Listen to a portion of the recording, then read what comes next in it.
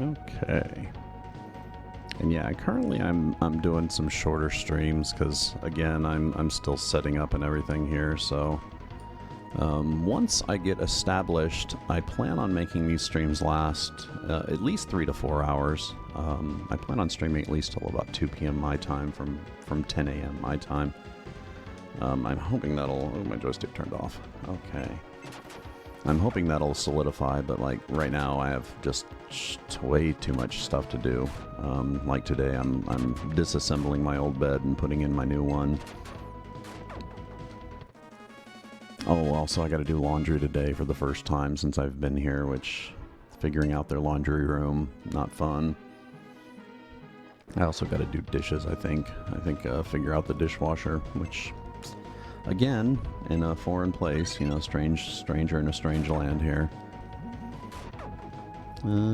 Okay.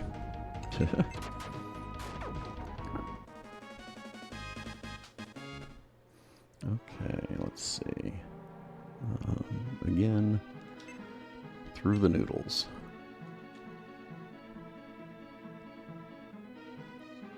Oop. Bees! Okay. Oh, more of you guys. So I also got this plugin for OBS, which I plan on hooking up as soon as I can. Which basically allows me to take my MIDI controller, which is like a little 42 key keyboard that I use for composition back when I used to do that sort of thing. And it has like a drum pad on it and a bunch of volume knobs and stuff, and it allows me to hook it up to OBS to trigger stuff. So I'm going to use it kind of like as a Stream Deck kind of setup, except of course Stream Decks only have a few keys, while this thing has, you know, 42 keys plus, you know, all assorted knobs and drum pads and stuff like that. And I'm hoping to get that set up as soon as I can. That's going to be nice. I'm going to have it trigger events. So I'll have like little like audio and video events that I'll set up, kind of, you know, like a soundboard kind of thing. Once I get around to it anyway. So I haven't figured out what the hell this does. Oh, that's good. Shit, last time I used it, it didn't do shit. Wow. Well, that was nice. And it only required one to do, which is awesome. Unlike most of the other cards where to get even close to that type of damage I have to use at least 3. And there we go. Also, my nephew, he's really interested in streaming with me, so I may have a stream soon enough. Like, we're planning on maybe the Halloween stream, doing some sort of spooky game. He doesn't have a controller yet, so it's kind of hard to play 2-player games just yet. We're gonna have to do hot seat or either, you know, pass off for single-player games. But he wants to stream with me, and we're thinking about doing a Halloween stream for just some spooky game or whatever. Because I got enough set up to be able to put 2 people on. You know, I have 2 both directional and 2 condenser mics, so 4 mics in total, with assorted stands to put them on if I need be, and headphone multiplexer and everything. So we're gonna do a dual person stream as soon as we can get that going. I think he's 11, which I had to kind of look that up to see if it was okay to stream with somebody that young, but apparently Twitch doesn't mind as long as they don't own the channel and they're not the main streamer. So, and I know YouTube, as long as they're streaming with an adult, I think 13 is the cutoff age, but yeah, exactly. And I was kind of worried about that because when we were driving back from Utah, he was watching a video, some YouTube video, and he doesn't use headphones. He was just listening to it out loud, and his mom heard, my sister heard one of the YouTubers said the word fuck, and she's like, I thought I told you not to watch streams like that. And I'm like, well, he doesn't cuss or anything. He understands about that, right? And, you know, we kind of talked about it for a little, and I'm like, you know, well, he's not going to be able to watch my streams. I'm pretty sure I have my stream set up to have a little language warning on it. What the hell was that? See, that's what happened that one time. Oh. Well, I guess that's kind of useful.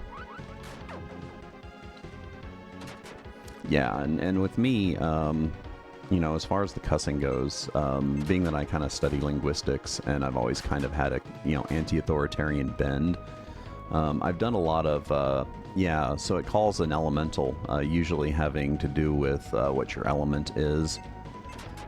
So far it's been kind of random. I've gotten that water guy last time, and then this one I got a, I don't know, that little funky, like, he looks like one of the sprites from Stardew Valley. Hey, X-Band TV, how is it going? Welcome to the stream.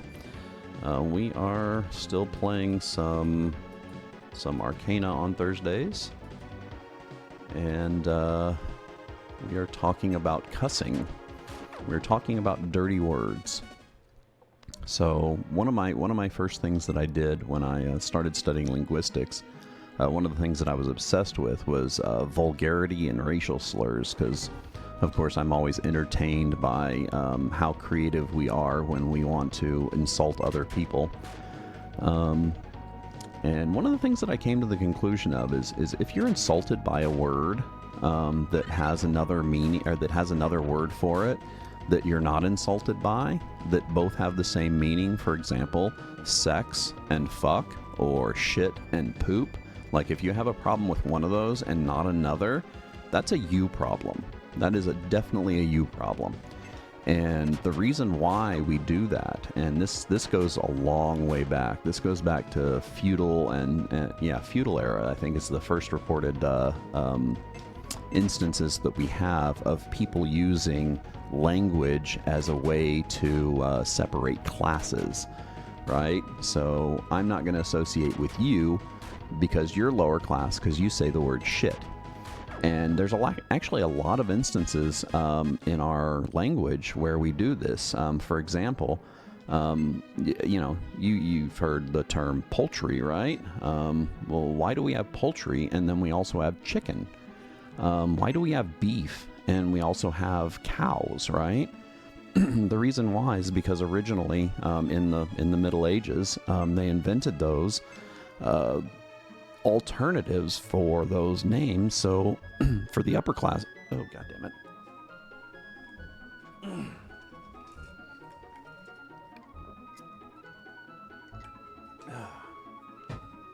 See, if you were a if you were a lower class person, you ate pigs and swine, you ate cows, you ate chickens. That's what you ate if you were lower class. But if you were upper class, you ate poultry, and you ate beef, and you ate pork. And all throughout society we've done that, which is frankly divisive and kind of annoying. I mean, we even have a lot of instances of that closer in history, like during the Neo-Victorian era. We like the white meat and dark meat. Those were fun. The reason why we have white meat and dark meat is because people during the Victorian era were way too stuck up to say breast and thigh. They thought it was vulgar to say that. Kind of ridiculous, huh? So, I'm pretty much of the point that vulgarity is more of a you problem if you have a problem with it, you know?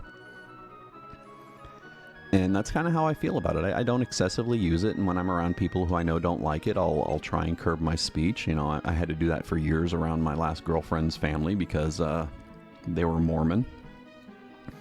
And it was hard. I mean, there were a few times that I let a shit slip, but luckily I never said anything too bad.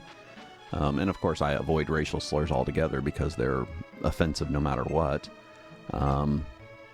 But, you know, also being like the era that I was raised in. Yeah, exactly. It's yeah, the whole what do they call that? The Gilded Age. Right after the Civil War was a horrible time, especially for poor people, because rich people were just out of control at the time, kind of like they are today. You can really think of today as a second Gilded Age. because we're going through pretty much the same shit that we went through right after the Civil War. Rich people hoarding wealth to the point to where poor people were suffering for it.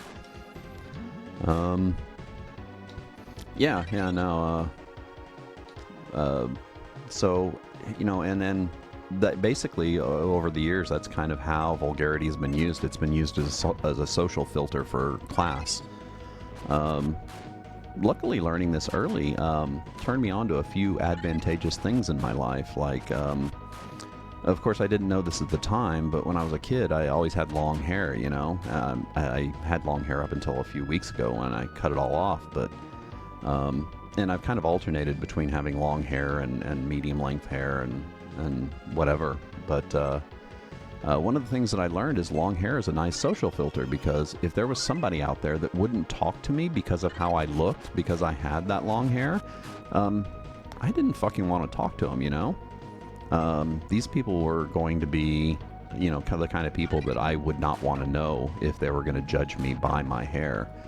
And I kind of feel the same way about my language, too. I don't cuss excessively, but I do cuss. There are times where having an exclamation that has the impact of the word fuck is advantageous in a conversation. And then there's a few instances of stuff that I want to kind of change in my speech because, again, I'm Generation X, so... like Eminem's always talking about saying the word fag, which, people shouldn't use because it's a slur against a certain group of people, and it's absolutely horrific. Well, with me, I have a few of those too. Things like bitch, which is kind of gender offensive, and then retarded, which I don't really still know how to feel about those, because all throughout history, we have had terms that have described people who were mentally disabled that have essentially become, insulting terms. A moron, imbecile. These are all terms that were at once medically technical terms. Of course, they're not anymore, but and all of those eventually became terms that were used derogatorily towards people. Better a name for fascism was corporatism. Oh, yeah, well, exactly. Well, fascism, I've been watching a lot on fascism lately.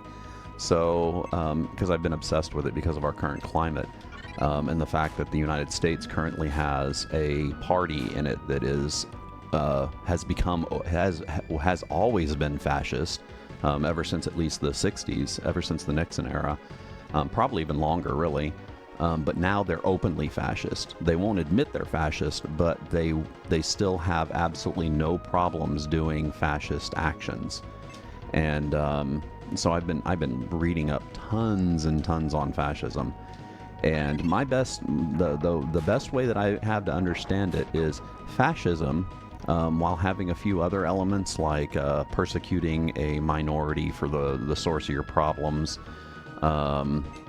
has one main element, and that is the merge of capitalism and government. So it's when capitalism merges with government, which is what we're seeing. I mean, come on, we've been seeing it for the past 150 years at least, and it could even be argued that our country was formed by the capitalist class, really. You could even say that the first official ruling capital class was America. About the only other instances we can think of that would match that description would be things like the merchant states of the pre-Enlightenment eras. So, but capitalism's been around forever, but now it's essentially being used to enrich a very small class of people and have those people stay in power, and that's bad. I think that's I honestly think that the fact that capitalism has become so prevalent, I think we're suffering a lot of the same ills that we were under the system where religion was one of the more prevalent powers. And that's why in our Constitution we have a separation of church and state, because of our forefathers were being crushed under the rule of the Church of England. And they had seen it throughout history, so they wanted to kind of nullify the ability of a church.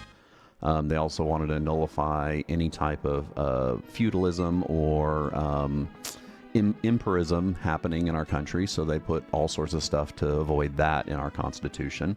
But of course, what they didn't realize at the time was that capitalism was pretty much the exact same evil as both, a hierarchy of religion or a hierarchy of hereditary rule or chosen single rule. So,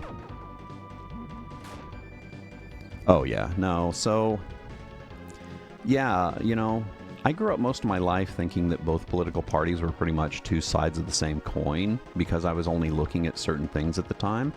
What it took my mom turning into a Tea Party member for me to more deeply analyze both parties. And you're right in some senses. I don't really think, both of them are like, the Democratic Party is definitely, like, first off, they're all capital class. There's no one, as they keep getting called socialists, which they're not. I don't know who the hell who actually really knows what a socialist is would call them socialists, because they're nowhere near it. At most, we have like Bernie Sanders, which is the farthest left we have, and he's a democratic socialist, which is a capitalist. It's, look it up. It's a capitalist. The major difference, and then of course the right is the same way. And what you're looking at in the parties is you're looking at the difference between old money and new money. So the Republican Party is old money. They represent mainly more established industries like the oil industry, the power industry, the pharmaceutical industry, industries that were invented more than 100 years ago, right? And then you have the Democratic Party, which is new money, and they represent more of the capitalists that were created within the last 100 years. So they're the more progressive, right? Obviously. And what's really cool is that they've strayed away from, being white supremacist and genocidal, which is what our country was found on. Our country was found on white supremacy and genocide. While both of them were, white supremacist all the way up until, I would say, the 1930s or 1940s. I think at that time, the Democratic Party decided that it was going to stop openly doing that. And then in the 1960s, when Nixon came around, I think that the Republican Party, which was the more conservative party at that time, decided that it was going to embrace the whole white supremacy thing. And Nixon pretty much ushered in what you could consider our modern Republican Party, one that basically blames minorities for its problems and fails to actually govern the populace and spends a lot of time essentially stealing wealth from the population through its poor governance. So, and the worst part is we don't really have a left party in here. We have one far-right party and we have one mid-right party, but we don't have a left-end party in the United States. It just doesn't exist. You can say what you want, but I'm sorry, dude. The Democratic Party is not right-wing. Oh, yeah. And because of that, and I had the autism thing going for me, right? So one of the first things that I had to do when I struck out on my own is figure out how to find out objective truth, right? How to figure out what was true and what was not, because I had family members that were telling me, hey, the current president of the United States isn't even an American citizen. We need him to show his birth certificate. And I thought, well, wait a second, that's kind of stupid, first off. I mean, why would somebody who was a member of the Senate for that long and then eventually on to be the president of the United States. Why wasn't somebody like that vetted for such a thing? And then I thought, oh, well, wait a second. Then I found out what racist dog whistles were. And that's what that is. That's a racist dog whistle. It's a way of saying, hey, our president isn't one of us. He isn't white. Because, of course, they didn't do that to Clinton. They didn't do it to Carter. Or any of the Republican presidents, obviously, because it was a Republican thing to be racist. So it was a racist dog whistle. And because of those things, I had to kind of figure out what was objective truth and what wasn't. I had to kind of establish my own morality, based on, how did I want to be towards other people. And I decided amongst myself that it really didn't matter. Maybe it's because of the autism, I don't know, but I don't really view different people differently. I view them as people. I was just explaining this to my nephew the other day, because we were talking about ageism, right? The little tension that we have had between all of our generations basically forever. And that I don't really, like when I talk to him, I don't talk to him like he's 11 years old. I talk to him like he is me, because I want to treat everyone like I think that they'd want to be treated. And my baseline for that is, of course, how I would want to be treated.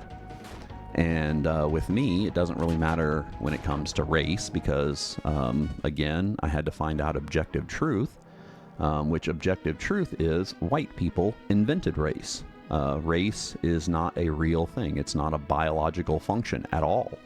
The only thing that race is first off, where your culture was in relation to the equator, because that was going to determine your skin tone, and your culture because of the area of the world that you're in. So, race is just, it doesn't exist. It was invented by white people to make them feel superior to the rest of the world because they were the dominant people on the world at the time. And we're just still fighting against that. And what's worse is I think a lot of that is kind of instinctual in us. I think we're instinctually xenophobic. I think it's a survival instinct. So we're fighting against not believing that people who look different or have different ideals are, part of our tribe, which is wrong. I mean, because we're all human. Ultimately, we're all human. And sorry, white people didn't invent everything. And when it comes to thought, the more different people from different cultures and different ways of thinking you have, the more successful you're going to be in progressing. Otherwise, we're doomed. If you have just one homogeneous race or one homogeneous species, I don't think that advancement is going to come as quickly. I mean, even the Nazis, dude. Even the Nazis had. When you get a chance, get on YouTube and look up the term honorary Aryan. So even the Germans during World War II made exceptions as to what was racially pure because they had to deal with the Italians, which weren't considered white. And they had to deal with the Japanese, which certainly weren't considered white. Hitler even had Jewish people within his cabinet that he had to make exceptions for. I know he at least had one Jew that he had called an honorary Aryan. Exactly. It was that developed mainly during some of the first anti-Semitic times, the white people thing. During the first anti-Semitic things that we experienced in our history, and that was the Crusades, the early Crusades, which happened before about 1000 AD or 1000 CE, right? And those crusades were probably some of the beginnings of the whole white supremacy thing. White Christian supremacy is what it is. And, there's people who will argue that our system isn't systemically racist. And I would say that, right now we have a religion in our country that is predominantly white supremacist. And, oh, hey, here's that other guy, Darwin. I was looking for him. My intention seems to be the same as yours. Why are you here? To give you a hand. Hey! We got a Darwin with us. Is there a space over there that I forgot to explore? Because this seems like the right way to be going. Yeah, so... Oh yeah, there's some spaces over there that I missed. So let's go back and explore those before we keep going that way. Oh shit, does Darwin not have any equipment? If he doesn't have any equipment, I'm going to be so pissed. He has no equipment. God dang it. Okay, time to use some cards. So yeah, during the early Crusades, were basically, you know, white supremacists, white Christian supremacists. There, when Jesus's image changed to that of somebody who was more white than he was, even though the Bible even describes, you know, kinky hair. I mean, he obviously wasn't Caucasian, you know, just straight up. Oh, Darwin, you suck. Okay, and of course Rooks is asleep. Time to use a ring and go buy some stuff. Actually, I'm going to take a short break. I said this was going to be the last one, but it's not, because X-Band has me talking about politics and social structures, and I will be back shortly.